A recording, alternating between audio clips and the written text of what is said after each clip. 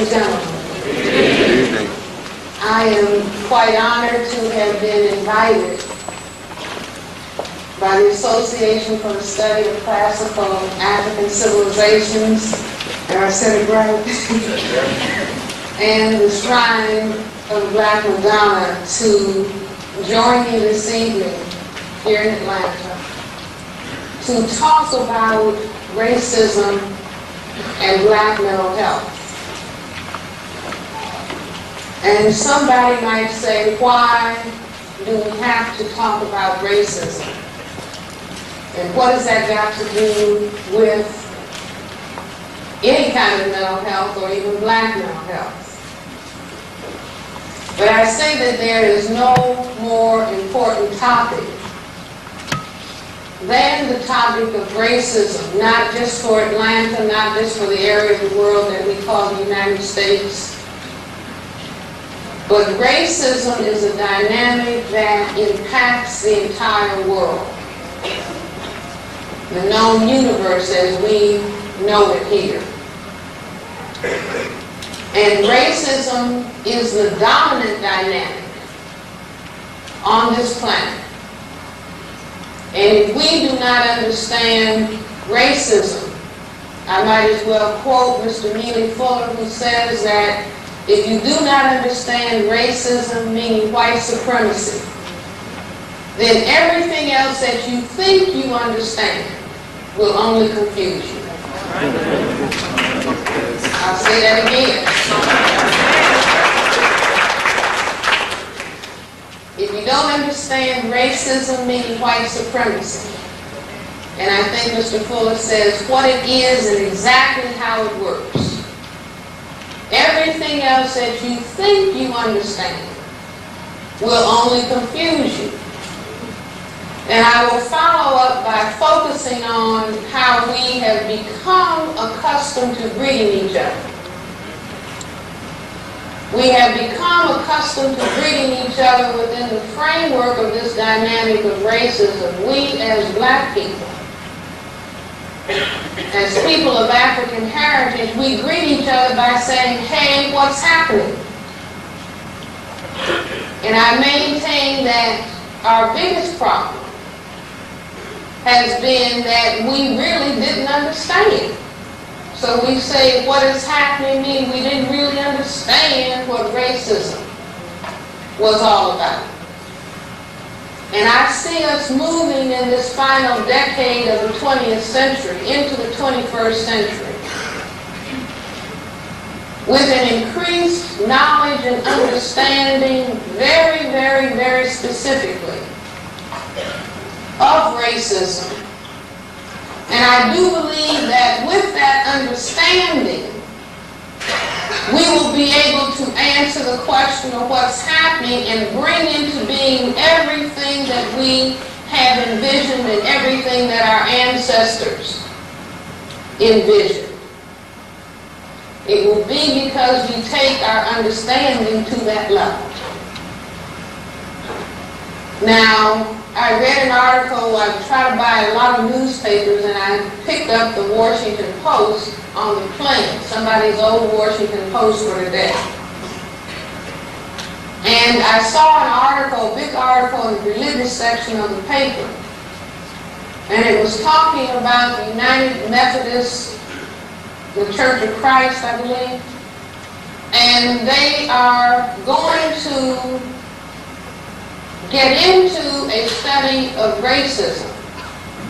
And one of the persons within that denomination was talking in this article about how people try to avoid the discussion of racism, try not to get into it. Or like sometimes people say to me, Dr. Welsing, you're still talking about that racism? Because I've been doing it for what, 20 years, right? But this is good if they will get into it deeply, not just try to get black people and white people to love each other. We've been through that phase. See, it has to be taken to another level, where white people people will get into a discussion of white supremacy and black people will get into a discussion of white supremacy. And if there are white people who are interested in justice, then they will talk about the elimination of white supremacy. And black people will certainly know that it is their business.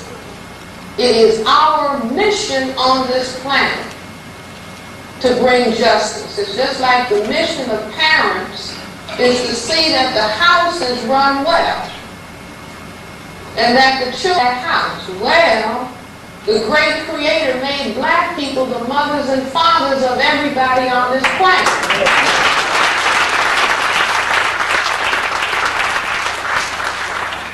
And so we have been taken away from that role of authority and leadership. And the planet is in total and complete chaos. Witness what is going on currently. You see, where people are spending multiple billions of dollars trying to create a war. Where at the same time they say that there's not enough money for housing. They can't do anything about the problem of homelessness. They can't do anything about the problem of employment or unemployment. They can't do anything about the problem of children having inadequate educational institutions to go to. But multiple billions, I didn't say million, I said billions, to spend on the destruction of life. Now, if we needed any more proof, I don't know what it is, that things are turned completely upside down. And they are everything other than what it is that they are supposed to be. And this is where we hit the stage.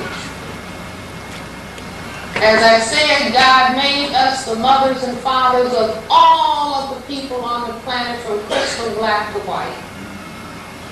And it is our responsibility to see that justice is returned to the entire planet, and that all of the planet's people and children are walking in dignity and are highly, highly, highly developed. And then I guess we can go on out to outer galaxies and make certain everything is going on all right there.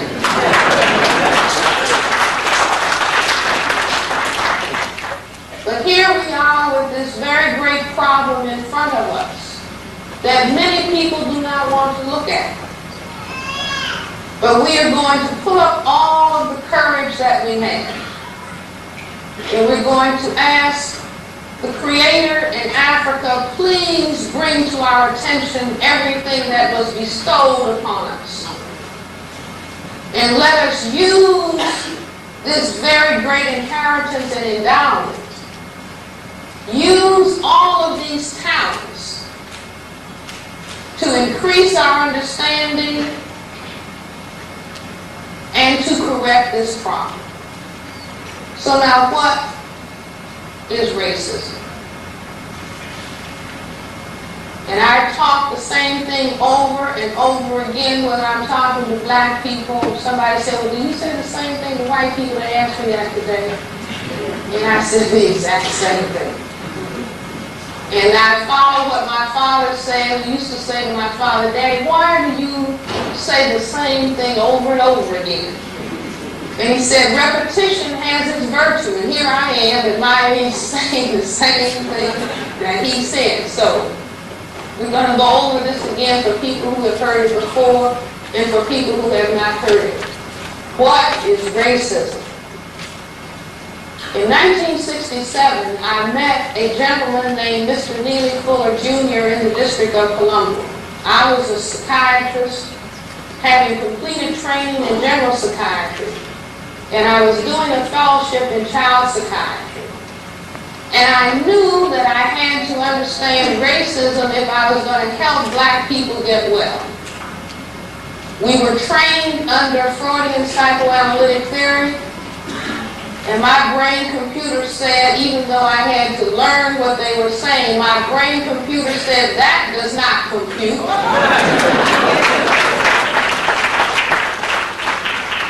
And even if I I tried to use it to help white people or black people, they would look at me as though I was the one in need of care. So I knew that there were other answers to be found, and I was in pursuit of finding those answers, meaning turn the computer on, help me find. And so indeed in 1967 I met Mr. Neely Fuller at a social event. It was a party, people sitting around talking about different ideas. And this man way over in the other corner of the room said, racism is a global system of behavior that people who classify themselves as white have organized so as to maintain control and domination over the people that they classify as non-white. And my brain computer over in this corner heard him over there. I really didn't know him. And my brain computer said, that's it. And so I wanted to talk to him more and find out what was it that he understood. And Neely Fuller, let me go to this blackboard. As they say, one picture is worth 1,000 words. So the people in the back can't quite see. The people in the front will tell you later what I put on the board. But essentially, Mr. Fuller said it was a system. See, now one thing in this article that I looked at in the newspaper this morning, they were talking about institutional. How many people have heard institutional racism? Well, Neely Fuller said, no, it's above and beyond that, because institutions are lower in organization than a system. And so he said that it was a system. Not only was it a local system, that it was global, worldwide. Wherever there were people of color and wherever there were people who classified themselves as white, encountering those people of color.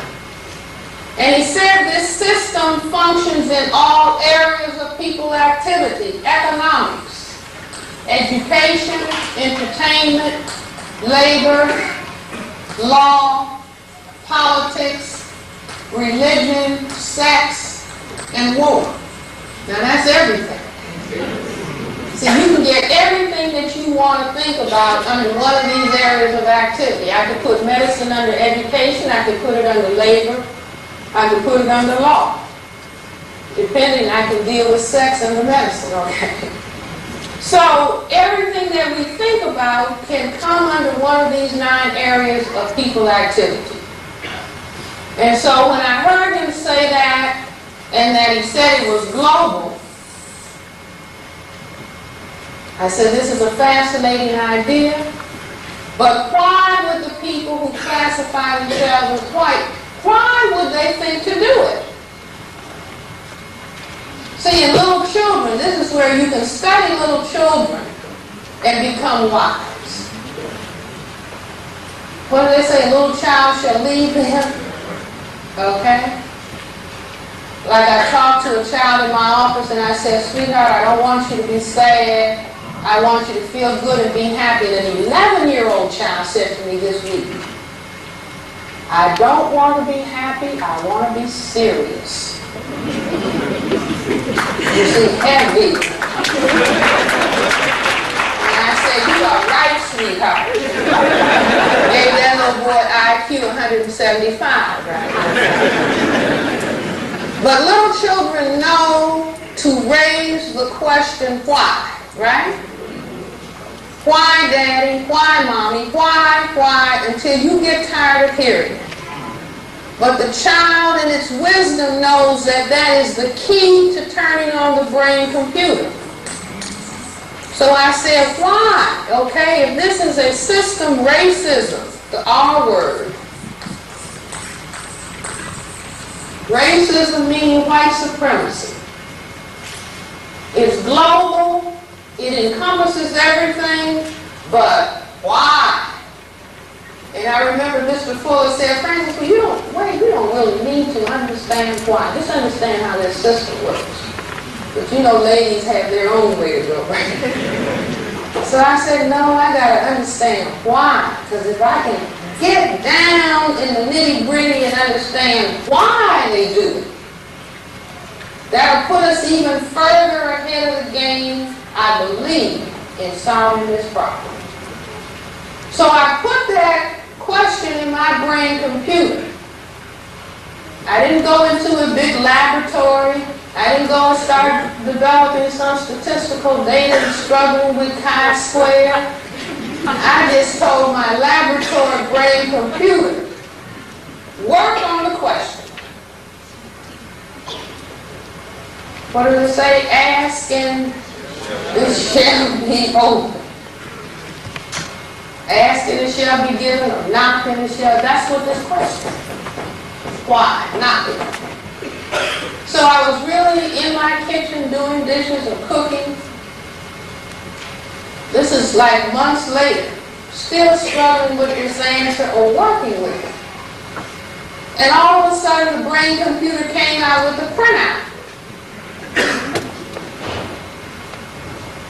Patience, wait on the Lord, right?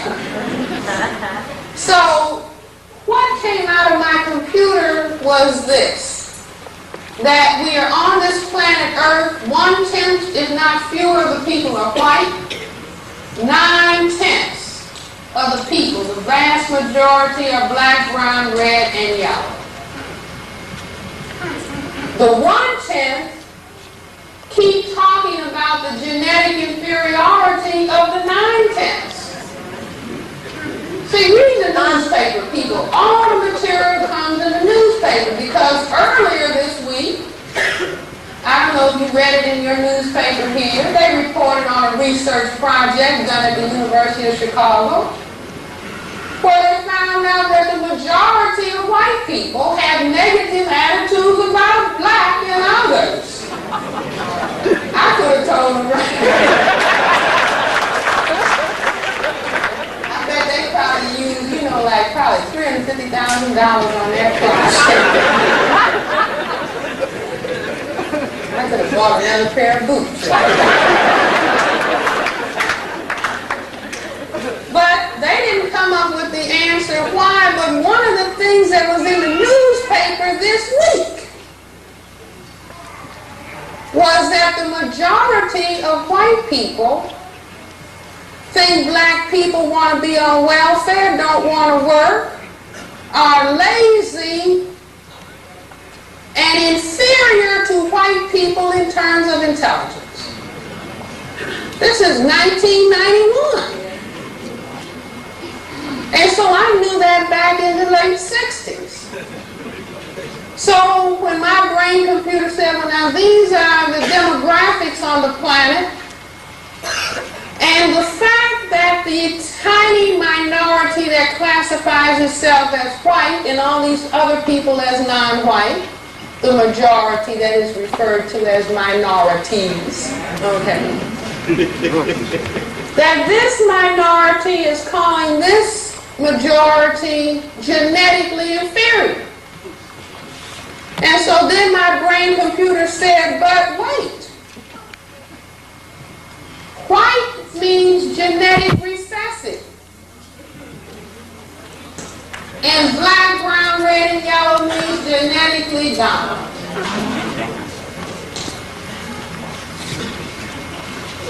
And I said, I got it. It's as simple as that, and I wrote the Cress theory, turned out to be 13 little pages. Not 487 pages in index, no, 13 pages.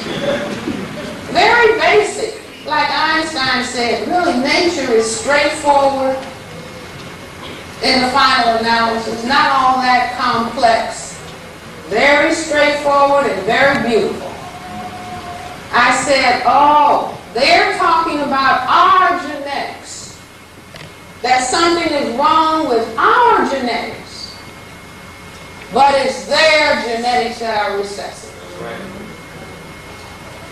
That we are genetically dominant. And the fact that we are the vast majority of the people on the planet, after they had circumnavigated the globe starting where in the 15th century, And every place they landed, they found colored people. And the men, to be sure, the white men had sexual contact with these women of color. And if they stayed around 9 months, they found out that all the children looked like their mothers. And they concluded quickly that they could be genetically annihilated. And really, I think that they found that out much, much longer ago. In the days of Greece and Rome, in the Roman Empire, because they were interacting across the Mediterranean with those black people in Africa. And they found that all of those black people were genetically dominant in turn people color. And then when they traveled all over the world beyond the Mediterranean, they said, we have got a serious problem. That what if these people who are all over this planet, various shades of black, what if those men decided to get in boats and go up here to the area called Europe? You know, we're in the area of the world right now where they used to talk about mongrelization of the races. Didn't they talk about that in this country? Is this Georgia?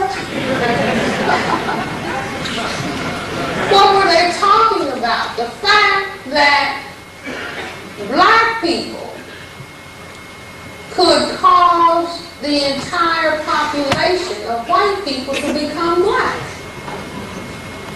And so they thought to themselves, I'm sure, why, we don't want to disappear. See, that can be in a children's book.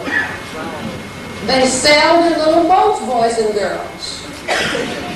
And they found all of these beautiful people of color everywhere who were very, very powerful.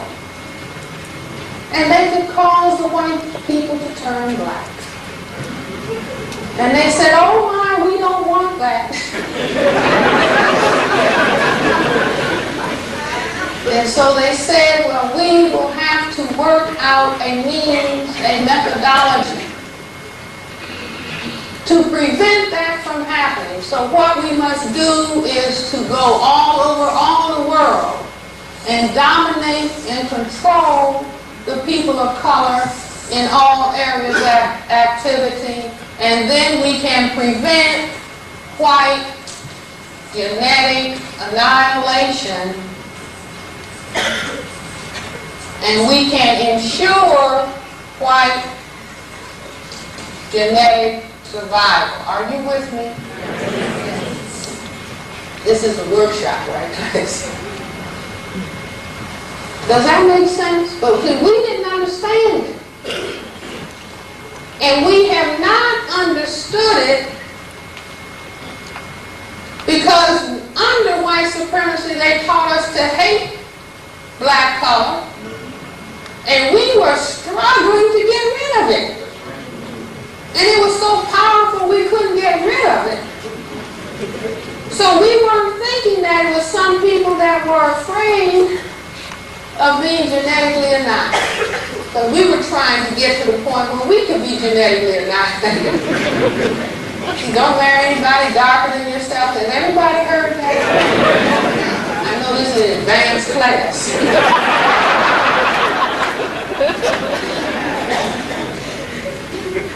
So I thought about that, and then beyond that, the people were doing a very interesting thing as they taught us, if you're black, stay black, brown, stick around, yellow, mellow, white, right? Did everybody here learn that? I don't want you to fail white supremacy. See, everybody, all people of color. I lectured in London. You think that the black people sitting over there in London know black, stay black, brown, stick around, yellow, mellow? You better believe they know it. Do they know it in Brazil? Yes, they know it. Do they know it in Mexico? Yes, they know it. I was a college student that went to Mexico in 1954. And the people there, the Indian people were talking about, they don't let in the Indian, meaning not the highly miscegenated. almost white, but the darker people could never be Miss Mexico. So all over the world, do you think in Asia they know it? You think in Saudi Arabia they know? Yes. Everywhere that people who classify themselves as white have taught their survival necessity. If you're black, stay black, brown, stick around, yellow, mellow, white, right. These are all really like the same color except white. Because these are varying levels of the genetic ability to produce melanin skin pigment. It's a black pigment. If you have a whole lot of it, you're crystal black. A little bit less, you look brown. A little bit less, we put in your red. A little bit less yellow. Almost none at all white. So while they were teaching us that these colors and the genetic capacity to produce them was really a horrible thing, on the other side of the track, they were doing something real sneaky. And I come from the south side of Chicago, the ghetto in Chicago, and grew up. I never saw lives. I don't think before I was 16 years old, I didn't think I ever saw white people taking their clothes off trying to get a tan. Until I went to college, and I was the only black girl in my class at Antioch College back in the early 50s. When I got there, they used to say, "Francis, do you know Corey?" And I would say, "No." She had been there years before. There's Coretta Scott. She had been the one black girl in some class before I got there. I mean, it just turned out interesting history, okay? But here I am, the first spring after going to college in the fall. And I was in culture shock for many reasons. But I came back, it was an April day and the sun was bright. And I came back from the cafeteria and these bodies were all over the lawn. I'm cold, right?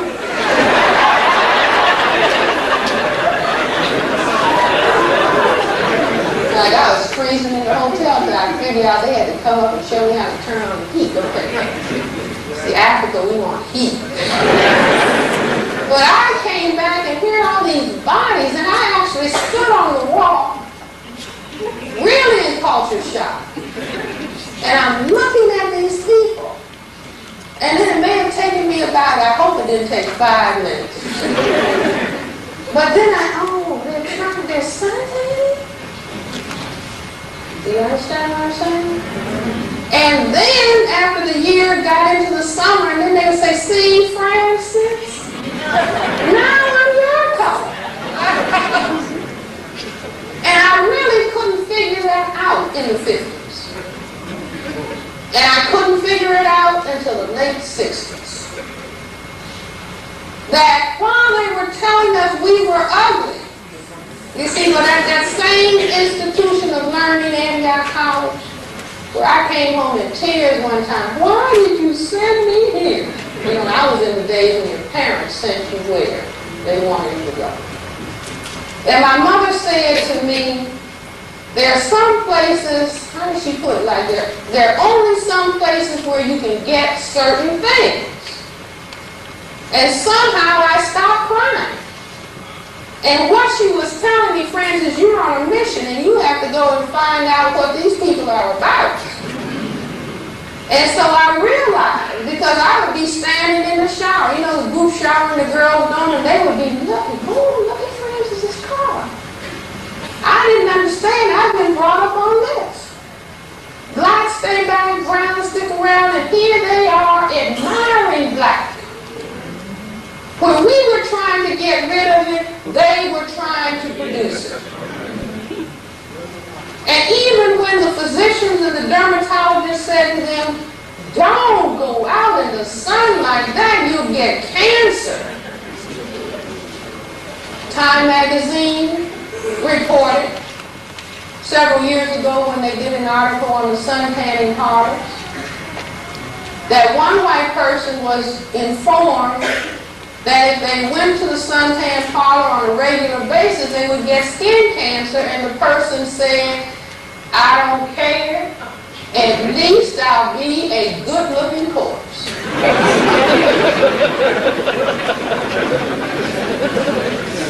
Now, they had us over here calling each other Blackie and all kind of names, and causing disruption in families about who's the darkest and who's the lightest. And you all know all of that history, our past history, right? Certainly not our present history. But anyway, we were being taken through all of those changes, and we simply didn't understand that a major envy game was going on. And I wrote about it and talked about it. I was teaching at Howard University College of Medicine, and there came a time I was ready to receive promotion and tenure after teaching there 7 years. And I heard over the grapevine, no, you're not going to get promotion and tenure. I went right into the dean. Could this be true? And he said, yes. And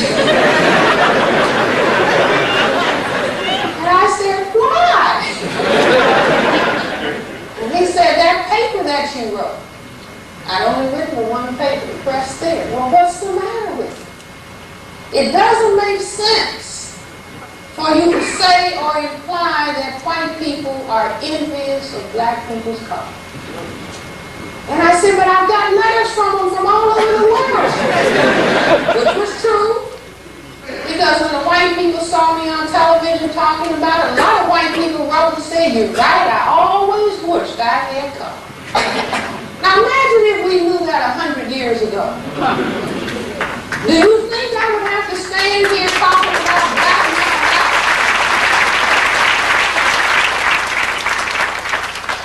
See, mental health is predicated on how much do you love yourself?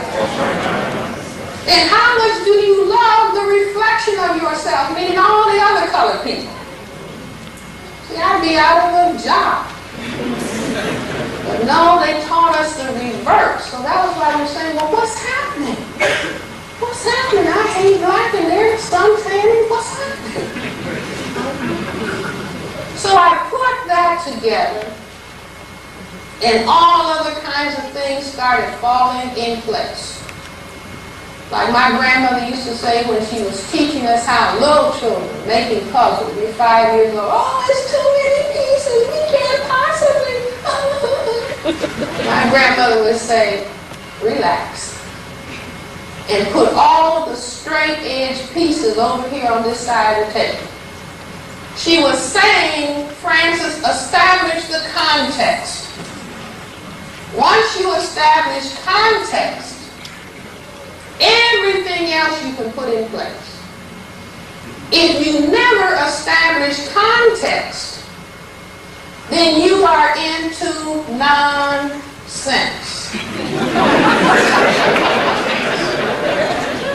See, I'm going to tell you about why we don't look like we do too well academically.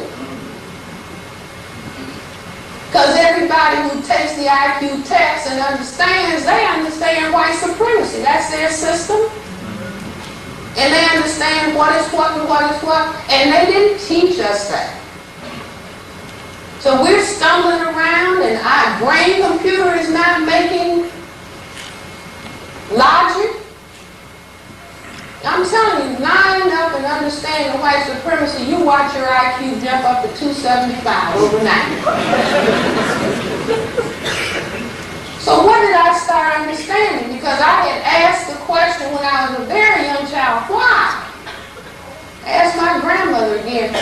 They were talking about a black man having been lynched. It was reported in a black newspaper in Chicago, so my parents and grandmother standing around talking in hushed tones. So the child who's not supposed to be in on the discussion, well, why would they do it? And my grandmother said, well, some people just have to act ugly. And it wasn't until the 70s that I put it together after having put this together. Oh, I know why they had to lynch and castrate black men. Why, it's perfectly logical. If they are concerned about genetic survival, castration is an attack on the male genitalia and specifically on the testicles, right? Are you all into this? Everybody does know what this is.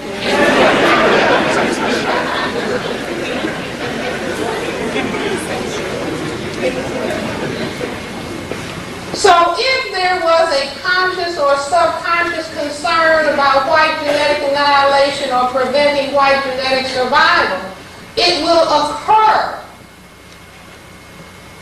consciously and or subconsciously to attack the possessor of the most powerful genetic material. See, black people, we are the possessors of most of the melanin.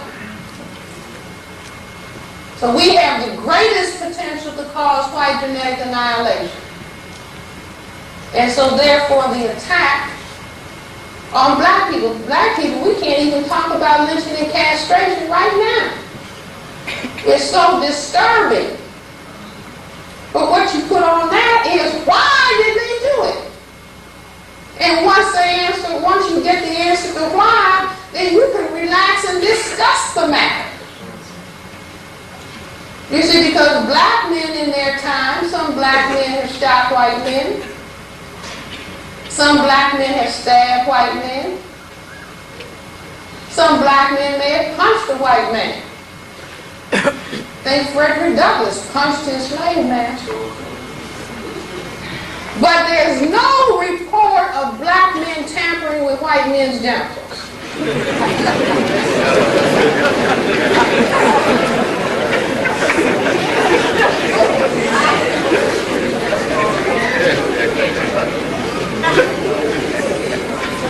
I saw somebody taking a baby eye. I hope I'm not talking.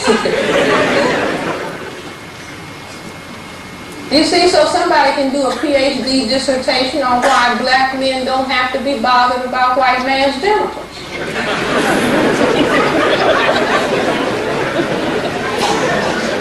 Because they're not afraid of it. No.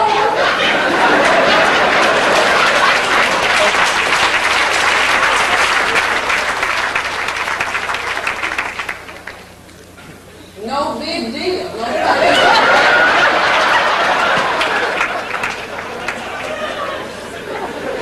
See, this is all relevant. I see some people saying, oh. But no, this is very relevant. Because a mother reported to me that her little 5-year-old was in a predominantly white school, and the child came home, black male child, 5 or 6 years of age, came home and told his mother, because there's, 1 or 2 little black children in the class, everybody else was white. So the little children had gone swimming or they were in the shower. And the little boy told his mother that a little boy, Billy, and the mother was, he blah, blah, blah. Find out what's happening here. So the little white boy, the little black boy told his mother, the little white boy said, you have a big penis. The mother was stunned. This is little children dialoguing about who has the biggest penis. The little white boy raising the issue, right? So the mother picked herself up off the kitchen floor, and she said, well, what did you say? So the child is going on, putting on his sneakers or taking them off or something, no big deal. He said, I told him all black boys have big penis.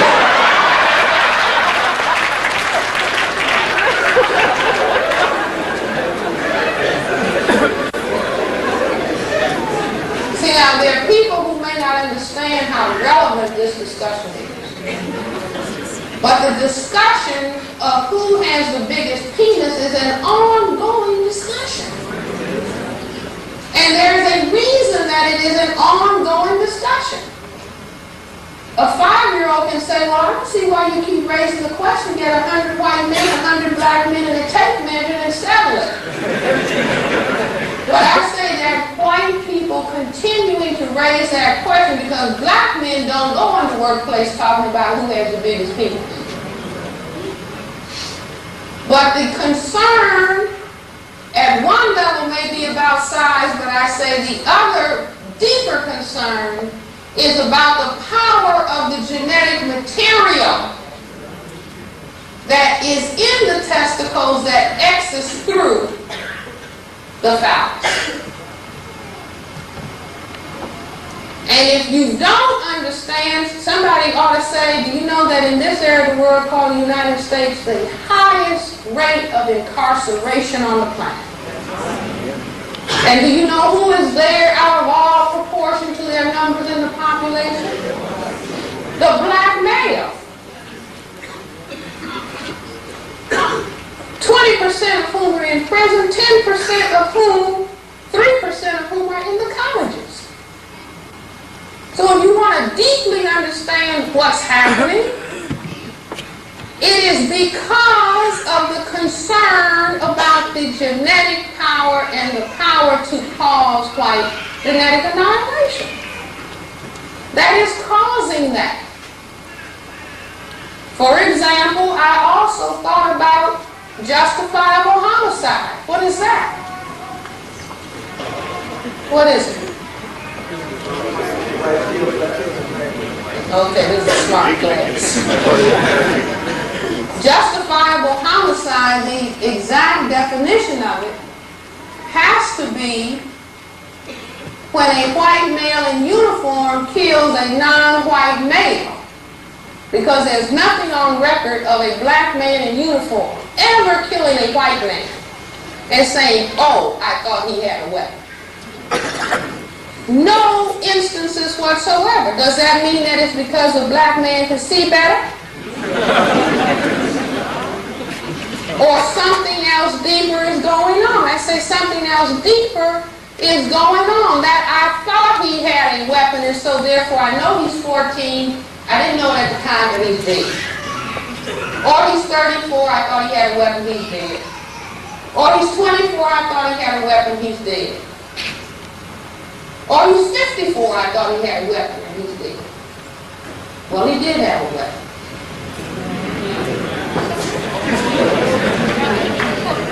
But he didn't have a gun. Or he didn't have a gun.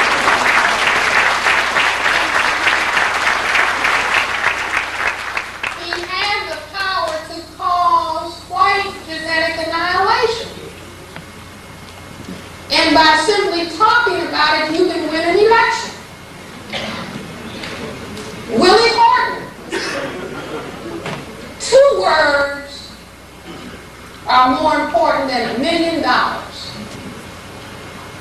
Why? Because Willie Horton was a black man that Michael Dukakis let out of prison who subsequently raped a white woman. And all they had to do is keep talking about Michael Dukakis let out Willie Horton, Michael Dukakis let out Willie Horton, and all the antennas started beeping, white genetic annihilation, white genetic annihilation,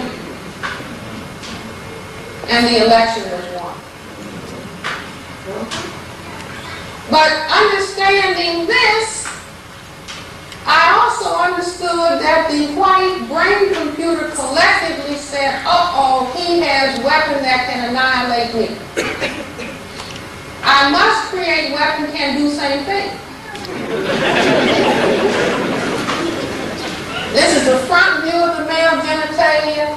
If we look at it laterally, don't get offended, gentlemen, this is just diagrammatic. Turn this around 90 degrees, and you have this. And what is that? It's a gun. And what do they call it in the white supremacy culture? The great equalizer. See, did you ever say, why do they call it the great equalizer? Meaning, if my genetic material does not allow me to cause his annihilation, I must create something to help me.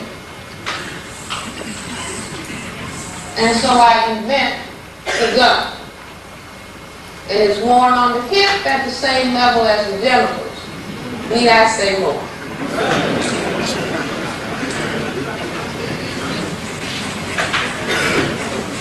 So after we leave here today, everybody, instead of saying, what's happening?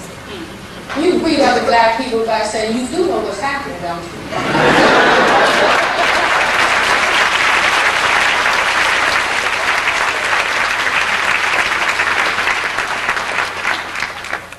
So after understanding this, see, I'm telling you, if you begin to really understand what white supremacy is, and you get over the shock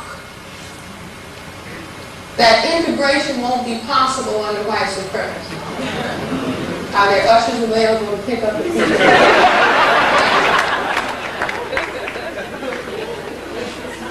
Why isn't integration possible? See, we get deeply into the story of the great social scientist Dr. Martin Luther King. He gave his life behind his hypothesis. He said, I think the answer to racism is love and nonviolence. And this is certainly laudable. But if there are people who are concerned about genetic annihilation, what will happen when love goes into the area of sex? And you take the 9/10 people of color, black, brown, red, and yellow, and mix them with the 1/10 white, and everybody's loving. And white will then what? Disappear. So they said, I'm sorry, Dr. King. We know you're talking about nonviolence. But you don't really understand us. As quiet as it's kept, we are talking about white genetic survival. See, the disappointed vibe just grunt. Just grunt. We gotta get over that, people. You mean to tell me we're not going to have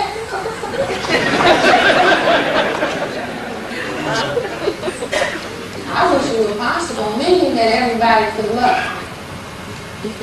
But if people are talking about something else, see, when you respect yourself, when somebody else comes on the scene saying something different than you're saying, your respect for yourself causes you to listen and to respect them.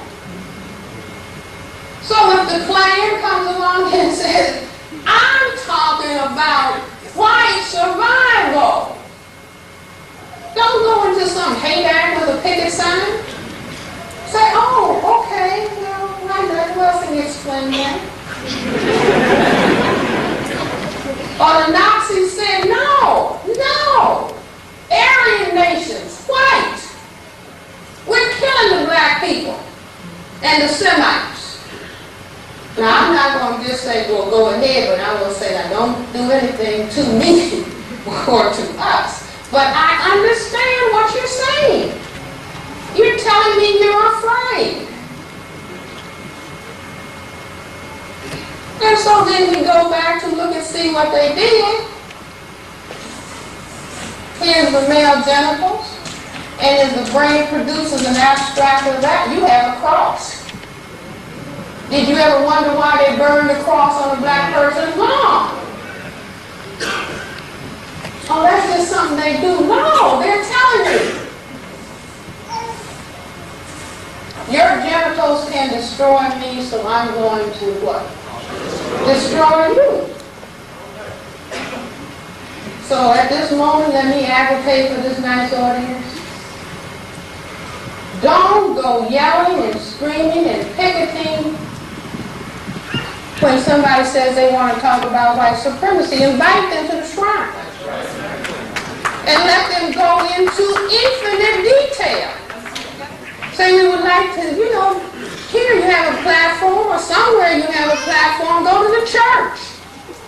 and talk about what you believe in. We will listen with respect. That's right. Now, you shouldn't be thinking, no. Listen and say, well, I don't agree, I understand, I don't agree with what you think you must do. But now I understand you. In Germany, they were talking about white supremacy, white genetic survival, and they had a swastika. And you take the little wings off of that, and you back at the cross. And this is what that means to them. Armored Christian soldier marching as to war with the cross of Jesus, just us. You do know Jesus was a black man.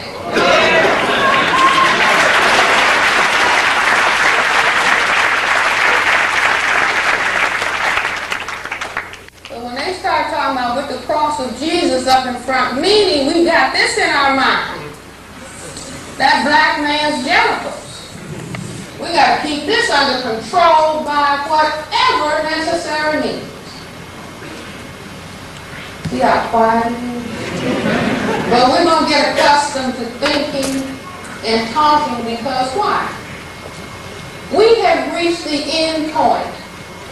We ought to have reached the end point that anybody with IQ above 0 ought to see that we have been asking for a change in behavior for a very long time. And so it's now time for us to respect ourselves and hear people when they say, we can't change. We can refine and modify, but we can't change. Now, yes, we can get a certain number of white men we will allow to relate to white ladies, to fool the rest. But we are about the business of white genetic survival. Which means then that it's as though we are at a chessboard. And in the game of chess, that's a very wonderful analogy to racism, white supremacy. Because in the game of chess, white always moves first. Chess is a game of war. I didn't design it that way before 100 years ago. Black used to move first and then white would move first, but they said, no, it's more appropriate for the way things are going now. That white always moves first. So white is playing offense, defense, and black is playing defense, offense. And it is a game about the white king checkmating the black king. In case you didn't know. It's not just about winning. It's not just about checkmate.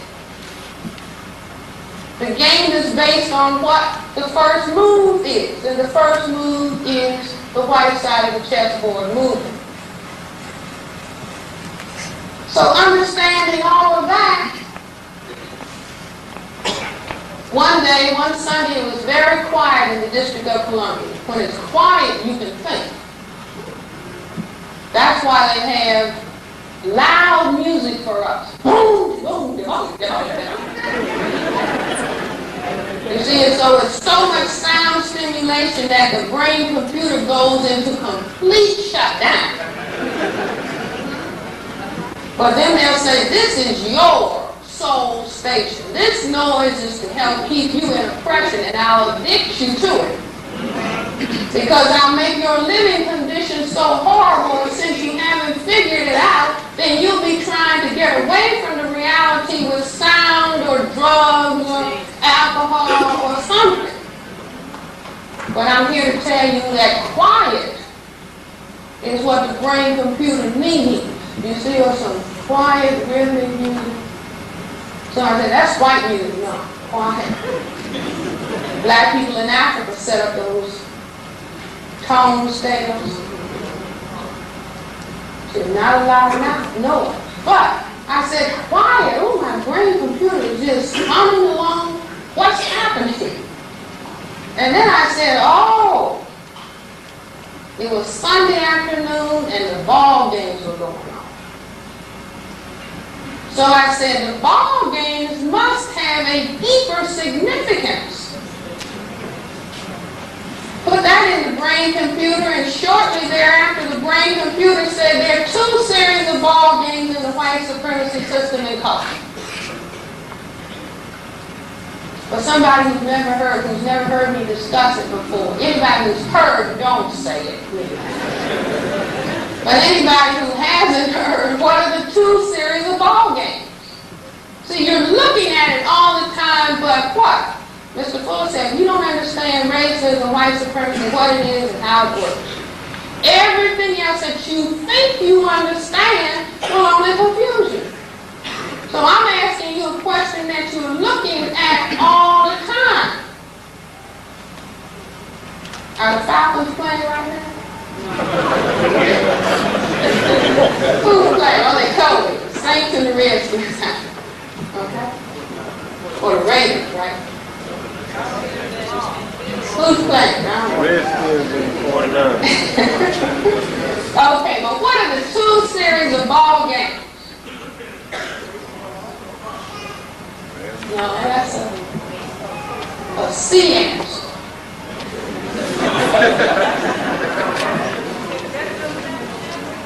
The 2 series of ball games in the white supremacy culture are big brown and small white.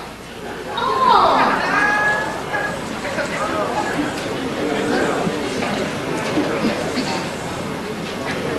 See, somebody, oh no, this is just sports. Mr. Fuller said all areas of activity, entertainment, that's including sports. Everything is influenced by the dynamic of racism and white supremacy. And so the 2 series of ball games are big brown and small white. What is a big brown? Football. Basketball. Soccer. Bowling. Somebody said earth ball. That big, huge brown ball. Okay, small white. Ping pong. Golf, tennis, baseball, huh? Badminton, pop, right?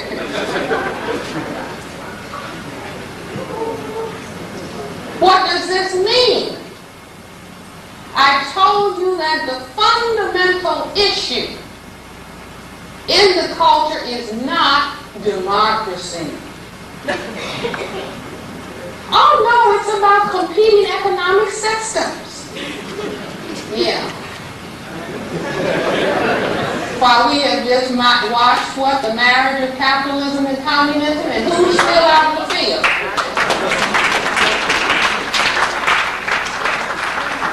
People of color, so we should be man and woman enough to say, well, we were mistaken. The dynamics on this planet are about white supremacy, white genetic survival, and white minority in the field of a majority of people of color. And so the games that are played play this out. Football. Who does the white female say is her ideal mate? Tall, blonde, oh no, dark, and handsome. Okay? So these games with the big brown balls, and what are these called, gentlemen?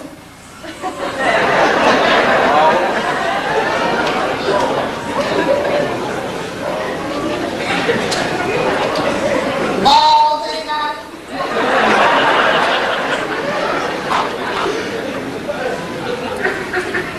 And the culture they keep trying to tell us, because they say this is about what? Keep your eye on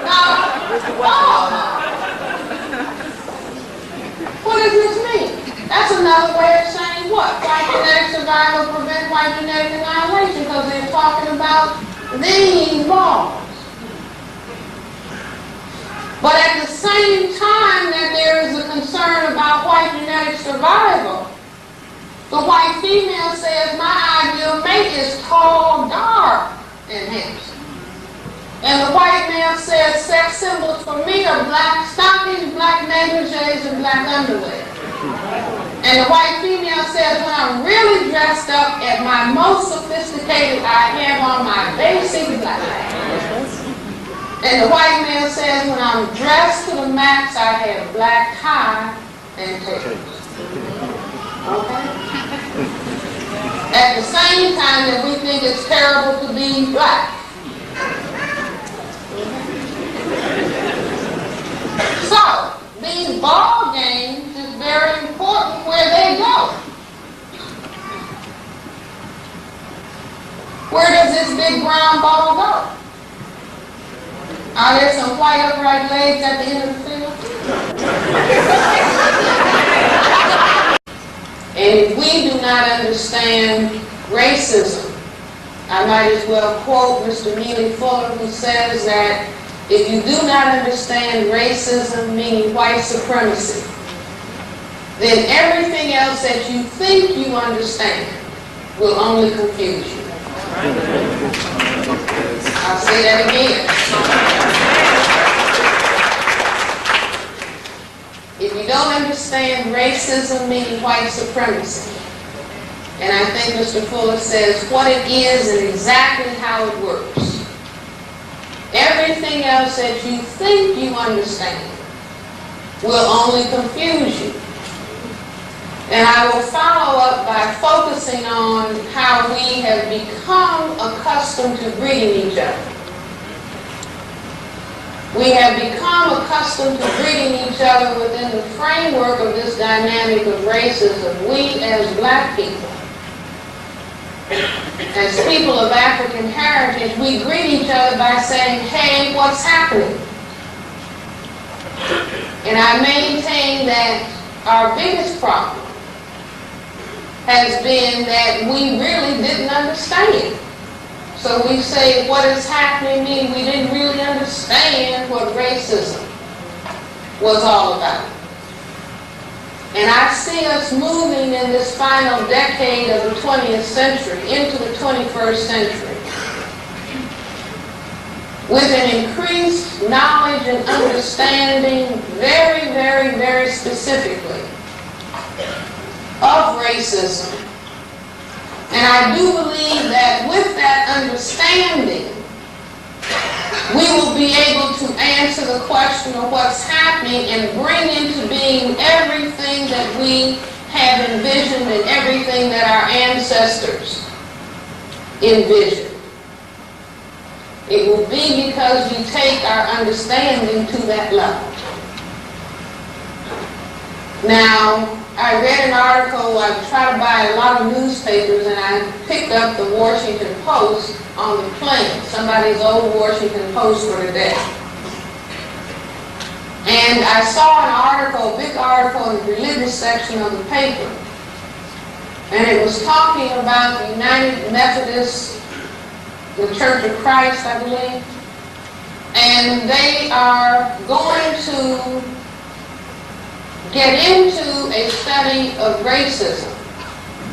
And one of the persons within that denomination was talking in this article about how people try to avoid the discussion of racism, try not to get into it. Or like sometimes people say to me, Dr. Welsing, you're still talking about that racism? Because I've been doing it for what? Trying to create a war. Where at the same time they say that there's not enough money for housing. They can't do anything about the problem of homelessness. They can't do anything about the problem of employment or unemployment. They can't do anything about the problem of children having inadequate educational institutions to go to. But multiple billions, I didn't say million, I said billions, to spend on the destruction of life. Now, if we needed any more proof, I don't know what it is, that things are turned completely upside down. And they are everything other than what it is that they are supposed to be. And this is where we hit the stage. As I said, God made us the mothers and fathers of all of the people on the planet, from crystal black to white. And it is our responsibility to see that justice is returned to the entire planet, and that all of the planet's people and children are walking in dignity and are highly, highly, highly developed. And then I guess we can go on out to outer galaxies and make certain everything is going on all right there.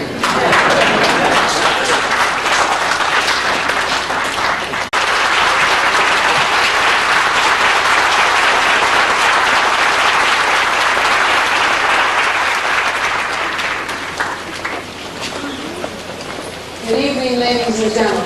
Good evening. I am quite honored to have been invited by the Association for the Study of Classical African Civilizations, and I said it right, and the Shrine of Black Madonna to join me this evening here in Atlanta to talk about racism and black mental health. And somebody might say, why do we have to talk about racism? And what has that got to do with any kind of mental health or even black mental health?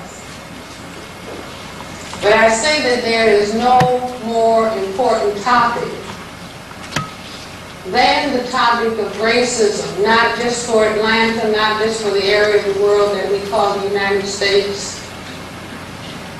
But racism is a dynamic that impacts the entire world,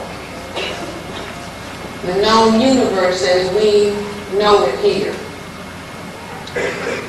And racism is the dominant dynamic on this planet. 20 years, right? But this is good if they will get into it deeply, not just try to get black people and white people to love each other. We've been through that phase.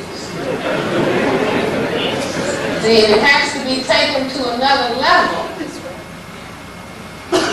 where white people will get into a discussion of white supremacy and black people will get into a discussion of white supremacy. And if there are white people who are interested in justice, then they will talk about the elimination of white supremacy. And black people will certainly know that it is their business. It is our mission on this planet to bring justice. It's just like the mission of parents is to see that the house is run well and that the children at house. Well, the great creator made black people the mothers and fathers of everybody on this planet.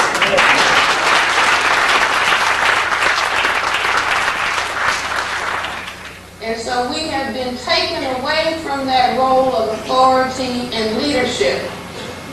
And the planet is in total and complete chaos. Witness what is going on currently. You see, where people are spending multiple billions of dollars